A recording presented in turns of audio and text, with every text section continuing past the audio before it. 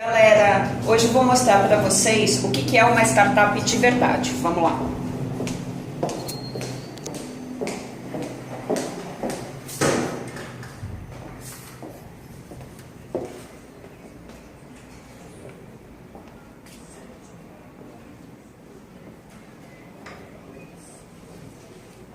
Uma moça bonita,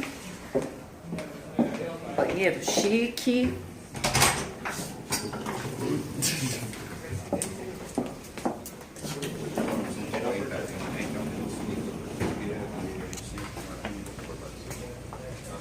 Muito post-it. Você vai sentar todo dia para falar lá. Hoje tem que resolver isso. Tudo bem, você tem teste de emergência. Armas. Café. E o nosso CEO. E aí, Mauro? Beleza? Beleza, e aí? Mauro, conta pra gente o que é uma startup de verdade. Ixi, é uma história longa. Tem que sentar ali que eu te conto. Vamos lá.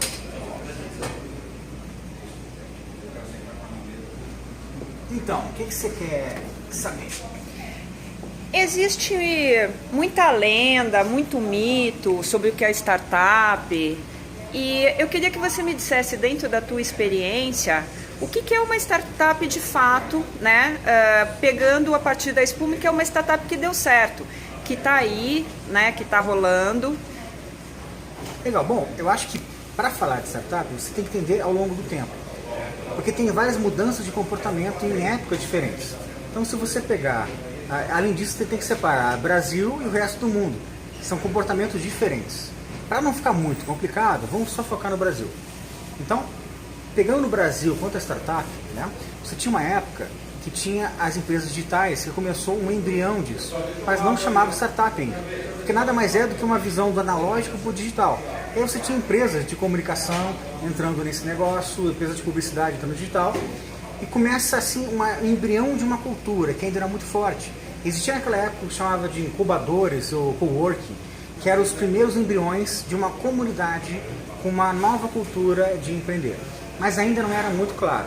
Depois, você passa alguns anos, passando por Bill Gates, passando por Steve Jobs, começa depois desse ponto um tipo de cultura, que é uma cultura, vamos dizer assim, mais Facebook, Snapchat, né, LinkedIn, Twitter, que é uma cultura onde você não só tem um modelo de fazer negócio, como uma forma de se relacionar com esse negócio. Né? Normalmente ele passa uma ideia, quando se fala de Facebook, Snapchat, de uma coisa mais desprendida, uma coisa mais solta. Né?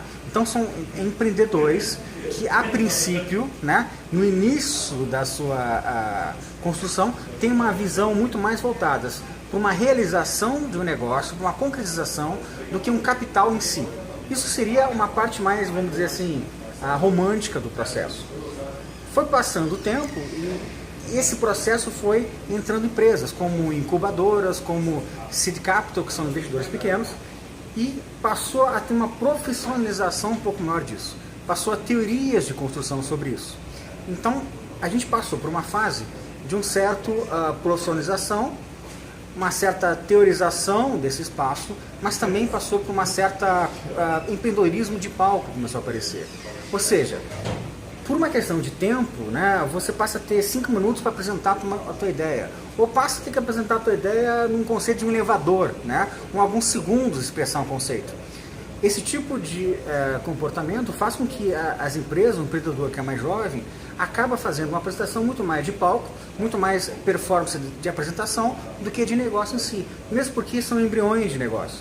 Então surgiu toda uma série de culturas em cima disso, né, um mercado em cima desse processo.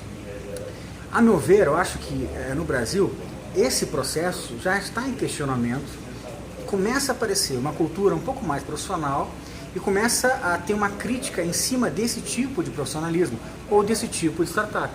Mas ainda é uma coisa complicada, porque você tem fundos que têm capitais altos para investir, né? Altos para uma startup, que seria em torno de acima de 3 milhões, 4 milhões, e por outro lado tem pequenos anjos com capital de 50 mil, 100 mil, 200 mil para investir.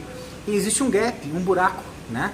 Que é onde se precisa ter investimento, que não tem ninguém cuidando.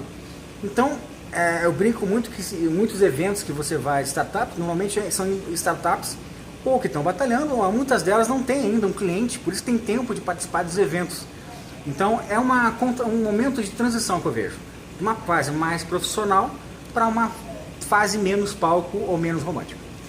E esse mito de que o pessoal que tem sucesso na startup é alguém com 20 anos que começou com a internet com uma ideia genial dentro de casa e que é só millennials e geração Y, millennials e geração Z? Então, sem puxar para o meu lado aqui dos meus 15 anos, né? É um mito que se fala que as empresas que têm sucesso em startups são adolescentes, não é verdade. As maiorias dos capitais investidos que têm sucesso, rodadas de investimentos maiores, né, e tração, são empresas que têm profissionais na fase dos 30 ou 40 anos, ou 50 anos, que são profissionais que têm uma certa experiência.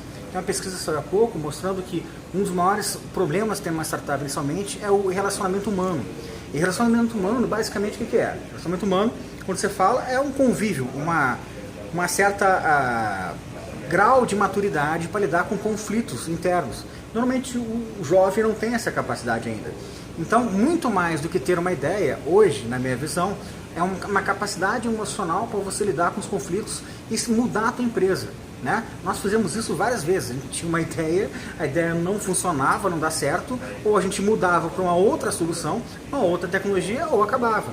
Só que para fazer isso, você tem que romper muitas crenças que você tem, muitas promessas que você teve na sua vida, muitas crises vão acontecer e lidar com as pessoas em conflito. Então, se mostra que fora do Brasil, as maiores empresas que têm sucesso em investimentos de capital são empresas que têm profissionais de uma maturidade maior, ao contrário do que se imagina, né? Ou pelo menos um mix entre alguém de mais idade e menos para tocar o negócio. Então, é um certo mito sobre essa formação que gera todo esse desenvolvimento de negócio de palco que tem hoje no mundo e no Brasil. Legal.